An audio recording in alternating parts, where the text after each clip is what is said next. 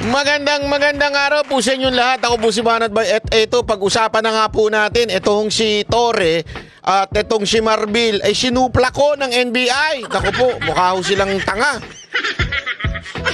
Bakit ho kanyo? Nagmukhang tanga ho itong PNP dahil ho sa ginawa nila. Bakit to? Mamaya papakita ho natin kasi alam mo, itong nakarang araw lang ay nagkaroon ng PDP proclamation kung saan si Pangulong Duterte, alam mo naman, binitawan na naman siyang malupit. At syempre, yung mga mapagpatol at saka mga walang isip at saka mga bubuito, abay nag-react pa. May isa pang congressman dyan, ewan ko kung tatanga-tanga lang o bobo lang talaga, pambihira ko ano pa sinasabi. Mamaya, babanatan natin yung animal na yan, ha? Panoorin ho natin itong news na makita ho natin kung ano ba, talaga bang kademanda si Pangulong Duterte? Meron po bang basihan itong pamahalaan na ito para ho idemanda si Pangulong Duterte? Ano na ba talaga ang tunay na nangyayari? At nako, mga kababayan, may nababalitaan ako. Dahil dito sa news na ito. Dahil dito sa sigurado ako bukas meron makakatanggap ng memo. Report to Malacanang. Mukhang may mayayari bukas. Ha? O kaya mamayang gabi, mukhang may mayayari dahil sa binitawan nitong NBI.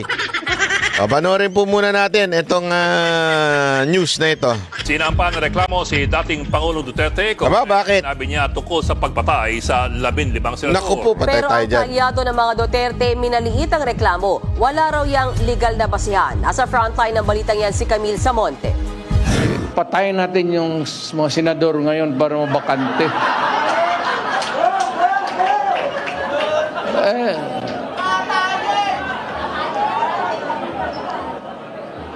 Kung makapatay tayo ng mga 15 na senador, pasok na tayo lahat. Alam mo, ito.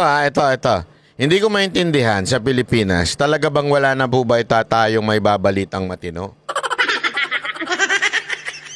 Ganito na ho ba talaga ang ating mga kupal na mainstream media? Wala na ho ba talagang mababalita na matino? Ito alam naman po natin na joke ho ito. Ito po isang bagay na alam mo yung part of the speech. Hindi ko maintindihan. Lahat ng media nakapokus sa balita na to. Tanginan nyo, 6 na taon ng ganyan si Pangulong Duterte. Pangilang taon na ngayon? Siyam na taon na. Tama, mali.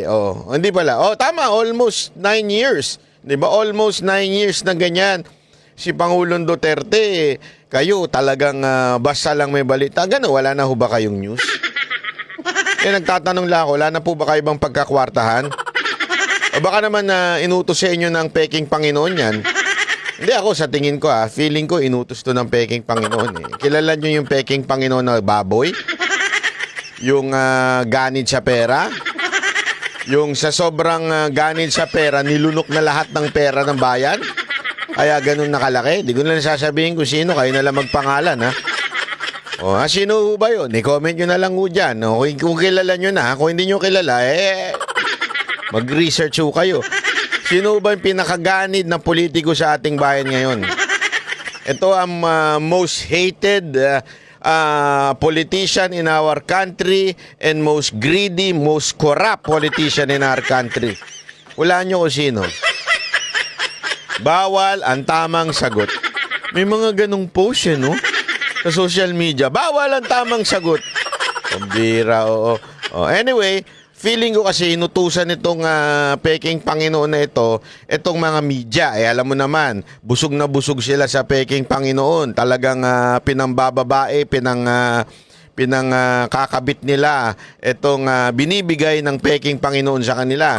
Kaya yung mga nasa newsroom ng mga news outlet, makikita mo sa mga wag natin sisisihin yung mga reporter. Although may mga bayarang reporter, marami rin. Pero ang talagang binabayaran ng matindi dyan, yung nandun sa newsroom, yung kanilang tinatawag na station manager, yung pinaka newsroom manager. Ang tanong, inutos po ba sa inyo ng peking Panginoon nyo ito? Ha? meron ho bang utos sa inyo na, igawin nating malaking issue yung biro ni Duterte kasi pasasampahan ko ng kaso kayan sa bata ko. Alam nyo naman kung sino ang bata nitong peking Panginoon na ito. Walang iba kung hindi si Marbil. Hindi, itong peking Panginoon na ito, ang bata niya si Marbil at saka si Torre. Si Torre yung tagalakad pero ang pinaka-boss nila si Marbil. Utusan lang po yan eh. Mga utusan lang po yan ng peking Panginoon nila eh. Yan naman yung mga sip-sip sa ewan ko kung bakit sip-sip yung mga animal na yan. Baka. Hindi ako sure. Baka pinagpapala sila. Hindi natin alam. Tanungin natin si Torre. Torre, pinagpala ka na ba? Ang kontrobersyal na pahayag na yan ni dating Pangulong Rodrigo Duterte noong Huwebes. Ang dahilan kaya siya ngayon sinampahan ng reklamong inciting to sedition at unlawful utterance. Inihain niya ni PNP-CID. Wala nang iba kung hindi siya ang pinakamahilig na magdemandang general. Sa bagay, hindi kasi kung papansin ninyo, yung video ko kaganina, kahapon, yung video ko, di ba, sinabi ko sa inyo, pasasampa ng kaso ng NBI. Ayaw nyo maniwala eh. Di ba? Sinabi ko na sa inyo yan eh. Sinabi ko sa inyo na pasasampa ng kaso. Abay siguro natiktikan nitong Torre na to. Nung natiktikan ni Torre, sabi niya, hindi pwede ito. Hindi pwede, uunahan ko na ito. Gusto ko maging PNP chief eh. Di umano. Allegedly. Hindi kasi alam mo naman, di ba? May aligasyon dito sa maman to na ito yung sunod-sunuran kasi daw gusto maging PNP chief nito. Di umano, may kwento-kwento, may alleged na story na tinanong siya, kaya mo ba? Kaya mo ba na hulihin si Kibuloy? Kaya mo bang gipitin ng mga Duterte? Kung sakasakaling ipa-aresto sa si Duterte, kaya mo ba? Kasi kung kaya mo, go ka sa PNP chief. May mga ganyang kwento eh. Hindi ako sigurado, pero may narinig po akong kwentong ganyan. Meron po akong narinig na ganyan mismo sa palasyo. Eto sabi, sagot daw, di umano, ang sagot daw, kaya, akong bahala. Lahat ng iutos nyo, maging PNP chief lang. Yun daw ang kwento-kwento. Kaya tuloy, dahil sa mga pangyayari na ito, mukhang nagtutugma o tumatama, ika nga. Tumatama po yung balita na yun. Yung chismax na yun. Mukhang balita na yun. Tila nagkakatotoo kasi pati yung mga simpleng ganito na isang katatawanan, siniseryoso nitong maman to para talaga pumapel, para sumipsip. Ito naman kasi si Marbil, ayaw pang bumaba. Marbil, bumaba ka na kasi. Mag-resign ka na kasi. Kasi sasabihin mo, di ba? Retired na, dapat na yan eh. Retired na po yan si Marbil dahil sa kanyang mandatory retirement because of his age, ika nga. Kaya lang, extended po siya. So, bukang naudlot itong pagiging PNP chief ni Torre. Di ba? Abay, mantakin mo, hindi pa PNP chief to, ganito na to kasipsip. Paano pa pag naging PNP chief to? Naku po, baka lahat idemanda na. Lahat ng magsalita laban sa gobyerno, idemanda niya. Tama, mali. Ito mukhang ito ang, kasi naalala nyo yung panahon ni Marcos Sr., di ba? Meron siyang Pabian Bear na tinatawag. Yun yung parang pinakakanang kamay. Kwento ko, ito hindi ko po ako dito. Kwento-kwento lamang po sa akin ng mga lolo't lola, magulang ko. Ito daw talaga si Pabian Bear ang sunod-sunuran dito kay Ferdinand Marcos Sr. Parang ganun daw ang nangyayari dito kay Torre. Parang si Pabian Bear. Naku, pagka tinignan mo si Pabian Bear, medyo may hawig sila. Although hindi natin sinasabing masama si Pabian Bear. Pabian Bear. Parang naalala ko to si Flavier. Si Pabian Bear. Yun. Di ko sinasabing masama si Pabian Bear. Pero siya yung kanang kamay, ika nga, ni Marcos Sr. Ito naman, parang hindi lang kanang kamay. Kanang kamay, kaliwang kamay, paa, di ba? Kaliwang paa, kaliwang hita, kaliwang paa. Kung ano nga iutos dito gagawin niya. Pag siguro sinabi ni Peking Panginoon sa kanya, sit! Baka umupo ito eh. Pag sinabi ng Peking Panginoon sa kanya, play dead! Mag-play dead to. Hindi kaya? Kasi parang gano'n na nga nangyayari. O, di ba sabi nga nung iba, ito daw ang 2-star na walang ka-star-star pagdating sa kaugalian. Para bagang hindi general. Ito pakinggan natin yung kanyang argumento. Tingnan nyo kung gaano kababaw, ha? Tingnan ninyo kung gaano kababaw itong argumento nitong maman to. Director Major General Nicolas Torres sa Department of Justice. Bagong Pilipinas na eh. O, pakialam namin. Bagong Pilipinas na eh. Na pwede yung ganong mga statements na kinaumagahan, joke only na lang. Ang corny mo, Brad. Yun ang dahilan niya. Bakit mo dinimanda? Bagong Pilipinas na eh. Hindi pwede yung gano'n na joke only na lang. Pikon eh. Alam mo, grabe grabe sa pikon talo itong maman to ha. Hindi, bagong Pilipinas na eh. Sip-sip talaga. Sip-sip na sip-sip. Gago! Napaka-sip-sip mo, Brad. Oh, walang biro. Para kang hindi general. Para kang walang esterelya sa braso mo. Sip-sip ka. Gago! Sigurado ako kinahihiya ka ng mga kasamahan mong PNP. Sigurado ako, walang biro. Kasi hindi ko ganyan alam mo, pag umastang mga general, hindi ganyan eh. Ang dami kong kilalang general, di ko nalang babanggitin, mamaya pag-initan pa. Ang dami kong general na kakilala, hindi ganyan. Talagang, alam mo yun, matikas, very professional, non-political. Hindi yung katulad dito. Bagong Pilipinas na eh, kaya hindi na pwede yung ganyan-ganyan. Tanginan niya, no? Gago! Yeah. Ang baduy ng palusot mo, Tore. Para kang hindi general. Yung totoo lang, ha? Para kang hindi general. Anya, hindi pwedeng maliitin ang mga birong galing sa bibig ng isang dating Pangulo. Maliit lang tingnan yan, pero it is being uttered by a former president. Hindi malayo na gayahin or he will be taken he will be taken seriously ba? Taken seriously, so papatayin namin yung 15 na senador? Anak na kang wewe! Gago! Anak ka ng sisirisoin ng mga Pilipino. Oh, sinabi ni Duterte, patayin yung 15 na senador para manalo yung 12.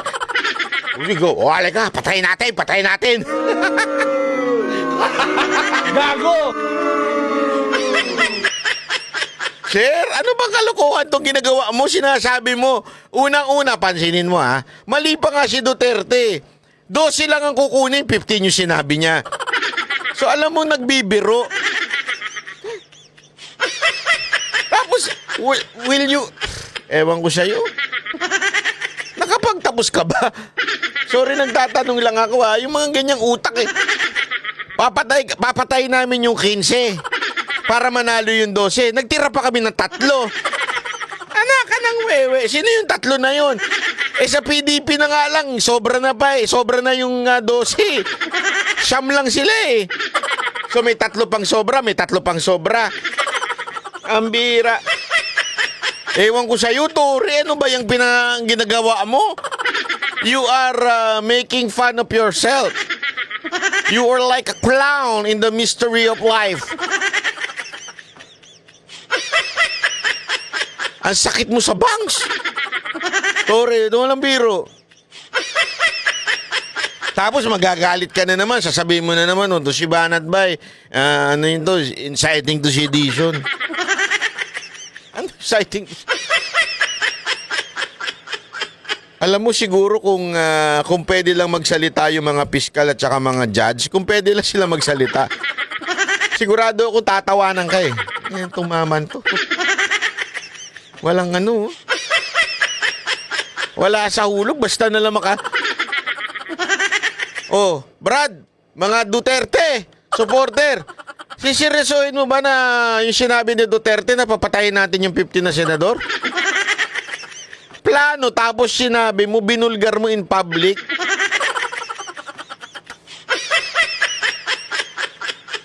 Ewan ko sa'yo talaga, Tore, na Patulog na ako, sumakit pa yung bangs ko. Hindi, patulog na talaga ako eh. Tapos ganito yung mapapanood ko. Katatawanan ka talaga sa PNP. Alam mo, eto lang masasabi ko. You and Mr. Marbil is the most disgraceful PNP generals na dumaan sa ating bayan. Kayo talagang pinaka nakakawalang galang ng mga general sa ating PNP. Ang daming ko kilalang mga PNP official at sinasabi nilang hiyang-hiyan sila sa inyo. Masyado nyo kasing masyado nyo sinisip-sipan itong gobyerno na ito. Masyado kayong sumisip-sip kay Peking Panginoon. Oo, halata tuloy, halatang halata. His blind supporters. Kahit nga Blind supporter, kayo nga dyan ng... Paano na kami naging blind? Kung sasabihin mong blind kami. Kami nakikita namin ang totoo. Ano yung totoo na yun? Na yung bagay na yun ay joke. Walang Duterte supporter siguro magsasabing, sige, sabi ni Duterte, patayin yung 15. Bukas na bukas din, papatayin namin yung 15. Ewan ko sa'yo. Meron po ba ditong Duterte supporter na naisip niyo yung, sabi ni Duterte, patayin yung 15. Bukas patayin na natin, ha? Meron po ba Duterte supporter na ganun mag-isip dito? Dahil ako, sigurado ako, confident ako, lalong-lalo na pag ikaw banateros ka, hindi mo maiisip na seryoso yun. Wala! Ewan ko sa'yo. Kung saan mo naisip yan. Ay, nako. si Pangulong Bongbong Marcos, pinatulan ang sinabi ni Digo. O isa pa to, papagpatol din, ewan ko sa'yo. Para kayong mga masarap po ba? Yung Goldilocks na pulburon? Ni PBBM. Mukhang takot lang si Duterte sa mga manok ng administrasyon. Siguro, kanila wala silang pag-asa, kaya papatay na lang sila ng 15 na senador. Tingin naman ng Kung takot sa mga kandidato mo, sino ho ba ang unang nagbato ng putik? Di ba ikaw? To the point nga na yung pagbabato mo ng putik, kinahihiya ng mga senador mo. Tinakwil ng mga senador mo yung sinabi mo. Yung sinabi mo, lumayo sila, dumistansya sila. At kahit ultimong senador mo, binanatang ka si Pacquiao. Sabi niya, yung mga bumabanat, hindi para sa bayan. Sa kanyang bibig yun, ha? Mismo nang galing. Tapos sasabihin mo, takot si Duterte sa mga senador mo?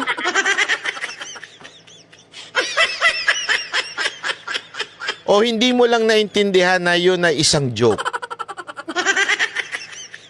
Bakit nawala na yung sense of humor ninyo? Ganyan po ba talaga pagka gumagamit ng teleprompter? O, kala ninyo kung teleprompter. Gumagamit naman po talaga si Marcos ng teleprompter. Yung binabasa. Kala ninyo, ha? Hindi kasi siguro, binabasa lang niya yung komento niya kaya wala siya sa hulog. Kaya tuloy ang tanong ko, ganyan po ba ang logic ng isang taong gumagamit ng teleprompter? Linawin natin, teleprompter, okay? National Bureau of Investigation, propaganda lang ang sinabi ng dating Pangulo. I don't think na hanggang ngayon may kakagatin pa rin ng... Grabe, no? Kung papakinggan mo ito, very negative. Kaya nga alam mo, papanood ko sa inyo yung buong sinabi niya. Hindi ho negative ang sinabi niya. As a matter of fact, kinontra niya yung mga nagsasabing dapat idemanda ito si Duterte. Kinontra niya ho. Kaya nga feeling ko bukas sa bukas may memo to. Bakit di ka sumakay? Kita mo na nga, sabi ng presidente, di ba? O, nagsalita ng presidente, ba't di mo sinakyan? Feeling ko, nauna yung interview kay Director na Santiago bago yung balita na nagsalita si Marcos. Siguro, baka hindi niya napanood. Yari ka ngayon kay Mrs. Ay, kay Mrs. Oh, tama, kay Mrs. Papatawag ka niyan. Oy! Hi, Miss Santiago, Bakit yung ganyan? Hindi ka sumusunod. Kay Bonnet. Palitan na yan. Oy, Remulla, palitan yan. Wawa ka naman. Mga mamamayan, yung kanyang mga panawagan na patayan na lang ng patayan. Tinabla naman siya at Ito na yung mga mga wala sa hulog na congressman. Hoy! Ito mga congressman na ang kikitid ng utak. Feeling ko nung bata ito, baka, hindi ako sure. Tanong natin, congressman, nung bata ba kayo nahulog kayo sa hagdan? At nauna ulo ninyo? Ako nagtatanong lang Kasi parang naalog. Parang naalog yung mga logic nyo. Oh. Kaya tanungin natin, malay mo kasi maintindihan ko, baka mamaya sabihin nila pagka pinuna natin, wag naman yung anuhin, nahulog lang ako sa hagdan. Gago! Hindi kasi yung pinuna yung isang iwi, di ba? Yung isang nakaganon. Nung sobrang pinuna na siya, bigla na siya nagpaawa factor. Sabi niya, ano ako stroke survivor ako kaya ganyan yan. Hindi, alam mo, tinatanong lang naman kasi ang daming ngayong uwi May congressman dyan, ngiwi din. Oh, tapos merong tumatakbong senador na sekretary, ngiwi din. Parang uso ngayon ng ngiwi. Yung presidente natin, ngiwi din. Ano ba talaga? Gago! Hindi ako nagtatanong. Nagtatanong lang ko sa mga doktor. May doktor po bang nanonood dito? Meron? Pakitanong nga, meron po bang sakit na viral, yung virus, ika nga, na pag tinamaan ka, nagiging iwi ka? Ganun ka? Meron po ba tayong doktor na nanonood dito? Pwede po ba niyong pakisagot? Pakisagot at ilagay niyo na rin doctor of uretologist? Ano ba yun? Obogina? Anong doktor kayo? Pakisagot kung meron po bang sakit na kung saan pag tinamaan ka nagiging iwi ka nang maiwasan. Gago!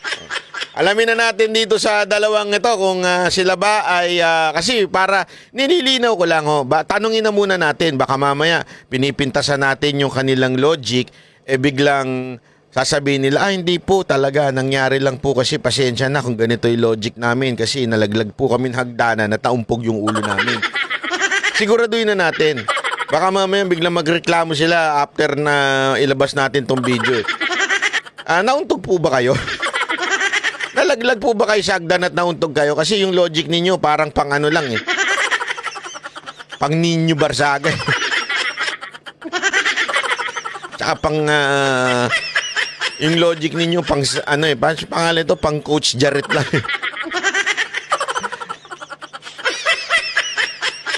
O baka naman pang Attorney Libayan lang.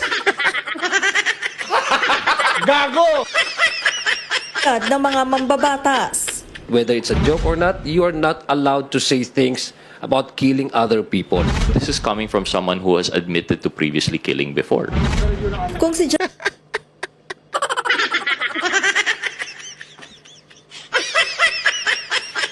Alam mo mga hindi abogado no? Alam mo hindi mga abogado. Bakit to? Guilt is personal. Kung may gusto kang patayin at sinasabi mong papatayin, first of all, you have to name it.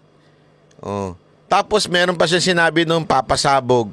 Hindi niya binanggit kung saan. Sinabi niya bang Senado? Wala siyang binanggit. Di ba? Kung magpasabog, ano yung papasabog ba siya ng bomba? Eh kung magpasabog lang siya sa banyo kasi natatay siya. Alam mo, wag po kasi kayong nakaka-irita ito mga Pagka hindi kayo abogado, shut up na lang.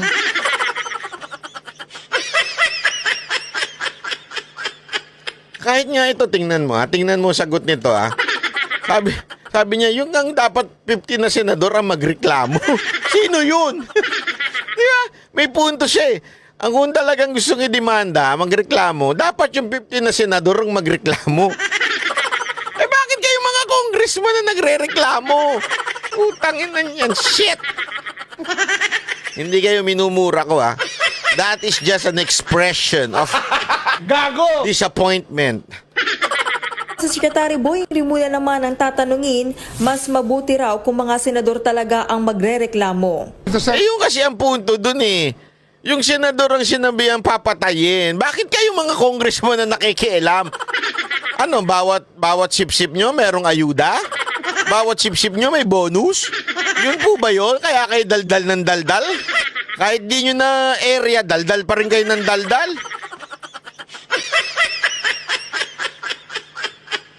Di ba yung isang yun na taga ano yun? Parang anong bang ano yun? Yung one rider party list? Alam ko, di ba? Alam nyo, kayong mga rider huwag nyo nang iboto yung one rider party list. Binudol kayo niyan. Dapat ang usapin tungkol sa inyo. Walang pinag-usapan niyang mama na yan kung hindi politika, kung hindi si Duterte. Walang ginawa yan kung hindi... Wala namang ginawa yan para sa inyo. Niloko lang kayo niyang one rider party list na yan. Kung gusto nyo talaga na may magawa sa inyo, iboto nyo lang si Busita sa Senado. Sabi ko nga sa inyo hindi ako tumitira ng walang basihan. Mas gugustuhin ko pa si Busita tumakbo na manalo na lang sa Senado kesa ito na manalo pa sa Kamara. Hindi naman kayo pinirepresenta niyang mga rider Anong ginawa niyan sa atin? Ako rider din ako. May ginawa ba yan? Wala naman Pinaiinit niyo ulo ko themselves complain, then we have reason to act on the matter. Kasi syempre sila yung sila yung endangered ng... Tingnan nyo na. Sila talaga Bakit ang sumasaw-saw suka dito mga kongresista na to tsaka to si... Ewan ko sa'yo, Tory? Pag nakikita ko talaga pag bumukha mo, sarap mong pero hindi ko gagawin. Ang sarap mong... Hindi, ito walang biro Tory, pag nakikita mukha mo, ang sarap mong murahin pero hindi ko gagawin. Hindi ko gagawin. Ayoko. I will not go down to your level. Pero sarap mong murahin pag kasi alam mo kung bakit? Bakit?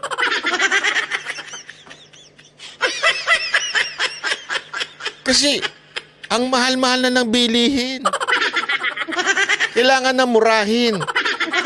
Murahin ng bilihin. Sa PNP. Kasi parang nagugutom na kayo. Kaya kailangan murahin na yung... Murahan pala. Sorry, hindi murahin. Murahan na yung bilihin. Baka kasi mamaya, gutom lang yan. Kaya kailangan na kayong murahin. Murahin ng bilihin, murahin ng pagkain, murahin talaga. Kailangan magmura na yung pagkain sa inyo. Baka kasi gutom lang yung ginagawa ninyo Gago! Statements it can possibly have a ripple effect. Ayon naman kay Senator Minority Leader Coco Pimentel, hayaan na lang ang DOJ at NBI na gawin ang kanilang trabaho. Ang isang tao na obses sa usapin ng kamatayan at pagpatay ay isang nakababahalang senyalis ng isang seryosong personality disorder. Case closed. Tapos ang usapan. Hayaan nyo na lang ang DOJ, NBI. Sabi naman ito, is a worrying sign of serious personality disorder. Mr. Senator Coco Pimentel, for your information, I would rather go with serious personality disorder na nag-ayos ng bansa natin kesa sa ngayon, Hindi nga ganong nagsasalita ng papatayin, hindi nga nagsasalita ng quote-unquote serious personality disorder kind of words, pero nagmukha naman tayong tangang bansa. Hindi na mapayapa, kaliwat kanan ng patayan. Don't tell me, di mo alam yan. Sa bagay, na-appoint nga pala yung asawa mo, di ba? Tama, mali? Mahirap ka mag-comment laban kay Marcos, ni-appoint yung asawa mo. Tama ba ako? Mahirap talaga. Pero one thing is for sure, this person na tinatawag mong with serious personality disorder, siya ang nag-ayos at nagbigay order sa ating bansa. Di ba? Yun ang totoo. Pero yung sinisip-sipan ninyo at nag-appoint di umano sa iyong asawa, tama? Yan ang cause kung bakit nagkaroon ng pagbagsak sa ating ekonomiya. Ano pa? Kung bakit nagkaroon ng sabihin na nating pagtaas ng krimen, kaliwat kanan. Huwag niyo sinasabi nung data-data nyo. Yung data ninyong puro smartmatic Huwag ganun. Dapat yung totoong data. Pumunta kayo sa ground, tignan ninyo. Sa balita na lang kaliwat kanan ang pinatay, binaril, pinatay, binaril. Pag mapapansin mo, puro mga inosenteng tao yun. Pero dati, nung panahon ni Duterte, adik, natagpo ang patay. Pusher, natagpo ang patay. Ngayon, hindi. Bakit? Mahirap patayin ng mga pusher at drug addict ngayon at saka mga drug lord. Bakit? Pulis na Yung iba sa kanila, pulis na. Gago! Tuloy natin. Ang kaalyado naman ng mga Duterte na si dating presidential spokesperson Salvador Panelo, bumanat kay Torre. Isaan niyang Torre, naka-ignorantehan ang Yan. Ano mo na, itagalogin natin. Torre, isa kang ignorante. Gago! Kasi nga, nagmamagaling ito. Torre, mag-aral ka nga ng abogasya para pa hindi ka nagmumukhang ignorante sa pagpunta mo ng korte paulit-ulit. Wala rin daw saysay ang reklamo nito. Kulang daw ito sa legal na basihan at katawa-tawa. Ay, talaga. Giit pa ni Panelo, hindi gaya ni Torre, may common sense at alam daw ng mga senador ang anyay. Oo. So, para mo sinabing walang common sense si Torre. Panelo. Attorney Panelo, yung sinasabi mo? Walang common sense si Torre? Agree ako dyan. Gago! Duterte joke. Maituturing nga raw na papuri sa mga pambato ng administrasyon ang sinabi ng dating Pangulo. Gusto lang daw bigyan diin ni Duterte na malakas at mahirap talunin ng mga senatorial candidate ng administrasyon. Nagbabalita mula sa Frontline, Camille Samonte.